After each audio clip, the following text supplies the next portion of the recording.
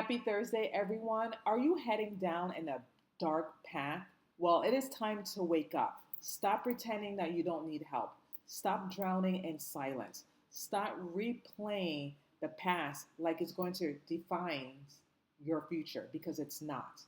It's not. And there's ways to get over the darkness in your life. You just have to face it head on. It's like facing your fears. And we all go through it in our life. We go through the dark times and feel like there's no way out of it, and there's no way to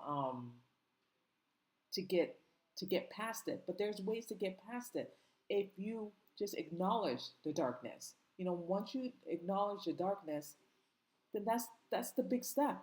You getting over the hump. And I just want to read some lists to you. And I just didn't want to.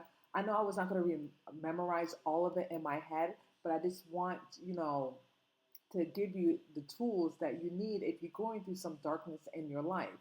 Acknowledging that, like I said, don't deny your feelings. Admit your struggles.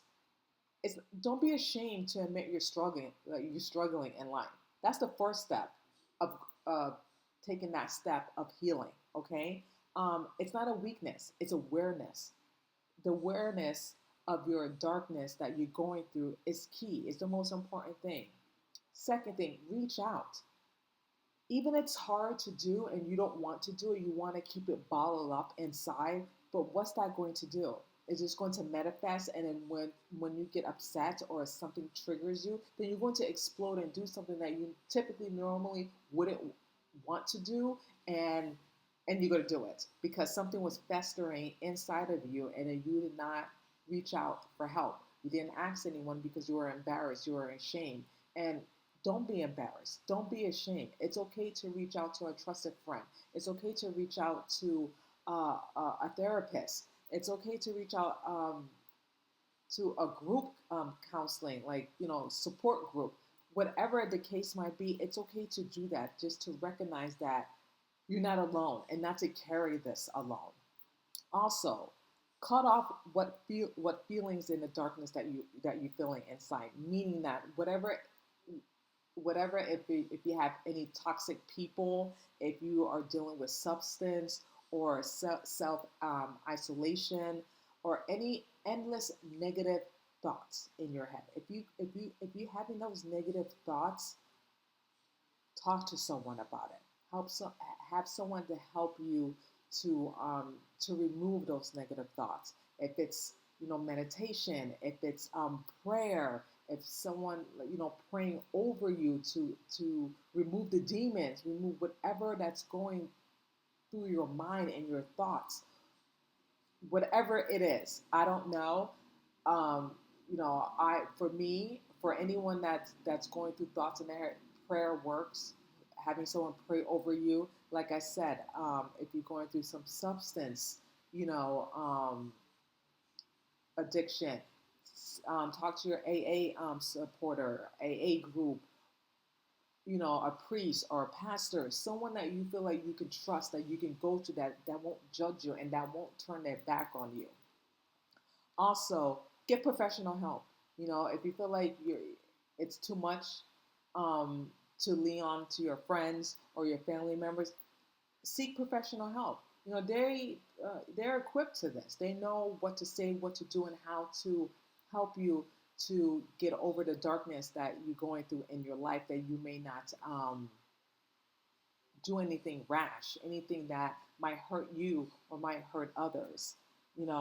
Therapist, counseling, or a doctor that can offer you the real tools and healing that can help you to deal with the things that you're going through, and not wait until you hit rock bottom and then you do something crazy, something unhinged that you may hurt yourself or may hurt others. Deal with it right now. Don't deal with it later until you hit rock bottom, and then it's too late, basically.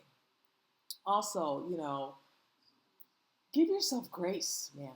We all go through, difficult, darkest times in our life, but give yourself grace that, everything is going to be okay. It may not be right away, but just let yourself know how big or small it is. Keep showing up. Keep doing what you need to do. Keep asking for help. Keep being there. Keep being present because you're not done yet. You know what I mean? You're not done yet, and it's super important, to raise awareness and if you see a family member or a friend is down and out and going through the darkest time in their life, is to be there for them and to help them. And if they like give you the cold shoulder and pretend that everything's okay and it's not, keep asking. Let them know that you are there for them and you will be there for them to support them. And if any help that they need, that you will, seek that help for them.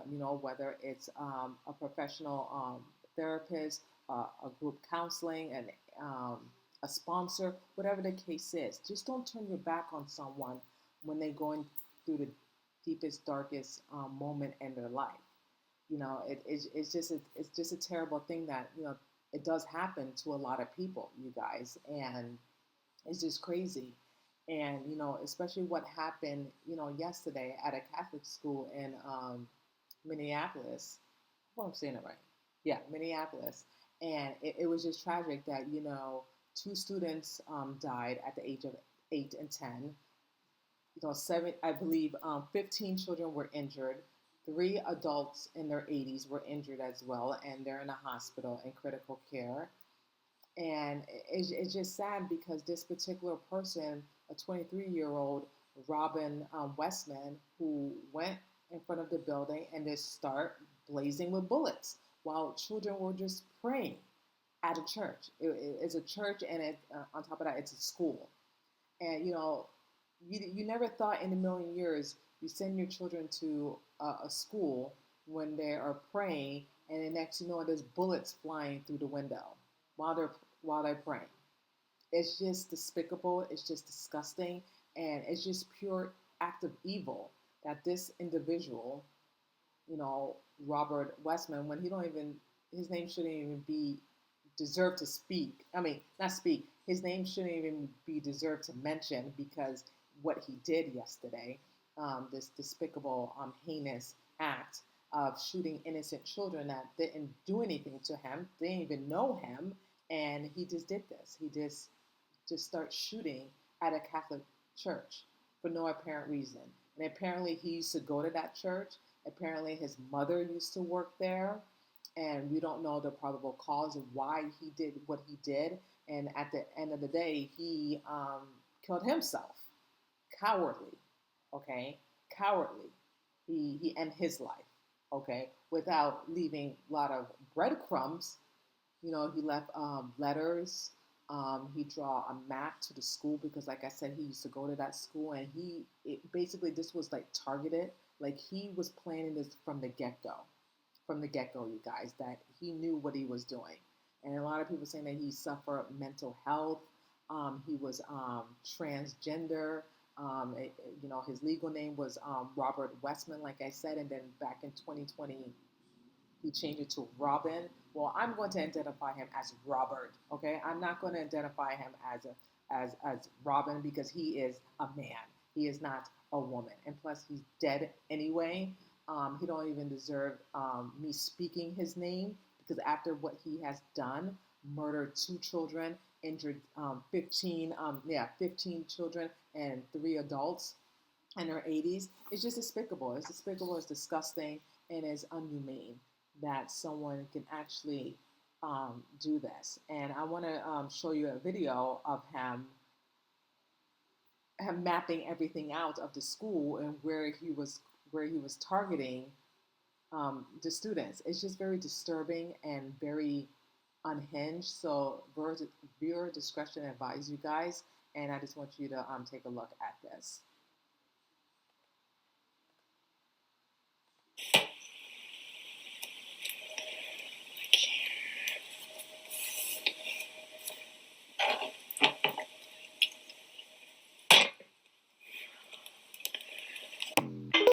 Absolutely disgusting and despicable. And he wrote a 4-page letter. I don't know what that letter states, but obviously the authorities is going to probably share that to the public. But this is what I pulled up, and very disturbing of the 4-page letters. He had massive guns, bullets. Like this unhinged man was like ready to go to war and kill innocent children for no apparent reason. Take a look. Here's my note to my family. Wow, some English writing. Wow. Hope you can read that.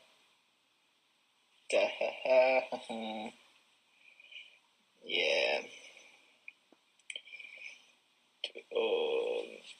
Peace, love, unity, and guns. Guns, disgusting, unhinged. You know what I mean? And it's just sad that this is happening again. It just reminds me of the school shooting in Connecticut and Sandy Brooks, and among other school shootings. It's just crazy and sad. You know, my heart goes out to the victims, to the parents. You know, I'm going to be praying for them each and every day that they get through this. It's not. It will never be easy losing a child. You know what I mean? I'm not a parent myself. I have 4 nieces. I can't even imagine getting a phone call or hearing in the news that there's a school shooting and you don't even know if your niece or your nephew or your daughter or your son was and got hit. You just don't know. You expect to drop your children off to school, thinking that they will be safe. They will be safe in the school, but no, that you have unhinged people who just start shooting at a school for no apparent reason and hurting innocent children that have nothing to do with this, nothing at all, and it's just crazy. And I just want to say, the mayor of Minneapolis, I'm trying to, my brain just fogged. The mayor, I'm trying to remember his name, Jacob. I hope I'm saying it right. Jacob, blah, blah, blah, blah. I can't remember his last name. Barry, am I saying it right? Barry. I think I'm saying it right. I'm trying to see. I think it is Jacob. So if I say his name wrong, I do apologize, and I will definitely correct myself on the next video if I did not misspoke, but said his name wrong. But yeah, it's Jacob Ferry. And the thing that he said that was troubling to me, and which I get, this is his city. This is happening in his city with the mass shooting, and I get it. He's emotional. His emotion got the best of him. But when he said, and I'm going to read to you verbatim what he said. Don't just say about thoughts and prayers. Okay, I'm like, what do you mean by that? Okay, like I'm gonna read it again. 2 children were killed, more than a dozen others were injured in a shooting in a Catholic school in Minnesota Wednesday morning. Authorities rushed to the scene and the Catholic Church in South Minneapolis. The shooting took place as children and others were attending a mass to mark their first week of school. The police said the shooter was outside the church building and rifled through the window towards children and others sitting in the pews. Now, I told you, mentioned 2 children died, but then the mayor, who did a press conference to his community, he said, "Don't just say this is about thoughts and prayers right now. These kids were literally praying, and it was the first week of school. They were in church," he said. These are kids that should be learning with their friends. They should be playing on the playground. They should be able to go to school or church in peace without fear or risk of violence. And their parents should have the same kind of assurance. They are the source of base assurances that every family should have. Now, I get it. He's upset. I get it that, his emotions is running high. But for him to say and to tell people who are Christian, saying that don't say our thoughts and prayers go out to the parents and to the children, why not? Yes, It's sad. It's tragic that this happened in a church. It this happened in God's house. It is sad. It is tragic. But for you to tell people who are believers and worshipers and say, don't say that, what do you expect us to say? Obviously, they're not our children, obviously, but we feel what they're feeling. Even though it's not the same, like I can't even imagine what those parents are going through after losing their child, an 8-year-old and a 10-year-old. I can't imagine that, and I'm not going to pretend to because I'm not a mother. However, I do have 4 nieces. Okay, I have 4 nieces, so I can only imagine what that would feel like, which I don't want to. And I don't wish that on anyone. But for him to say that, don't say thoughts and prayers. No, I'm going to say thoughts and prayers because not generally, I'm being genuine right now. My thoughts and prayers go to the parents. Really, truly. It really do. It really does, excuse me. Because I'm aching for them. Okay? They lost their child. They're never going to see their child again because of this act of heinous evilness. Okay? Evilness. And yes, it did happen in the church. Yes, it was unfortunate. Yes, it shouldn't have happened. Yes, it's wrong. But it seemed like you blaming Jesus for this. He didn't allow this. He didn't let this happen. This was an unhinged, disturbed man, Robert Westman, a 23-year-old, okay, who had no sense, okay, who was unhinged, who was off his rockers, okay, crazy, delusional, whack job. The devil possessed him, okay? He had the demons in him, did this. God did not do this, okay? So for him to say that, it was just not right. And I get it. He was upset. This happened, and I totally empathize with him for that. However, for him to say that, you're wrong. You're wrong for saying that because people should say thoughts and prayers. And when people do say that, I will hope and believe they're very sincere about it. I know I am, for the bottom of my heart. I'm very sincere when I say thoughts and prayers. And when I say thoughts and prayers, I really do pray for these parents that have lost their child. And I do pray for among the other parents too, that their child, are in a hospital injured. And also the elderly adults as well. You get what I'm saying? This should have never happened. And I hope and pray that they will step up and do something about this because this is going to continue to happen. This is the new norm, unfortunately. There's going to be school shootings every single day. Okay? It happens all the time. The question is, what you're going to do about it? And people mention it's the guns. Yes, it is guns. Okay? But he was 23. He was legally in age to have those firearms.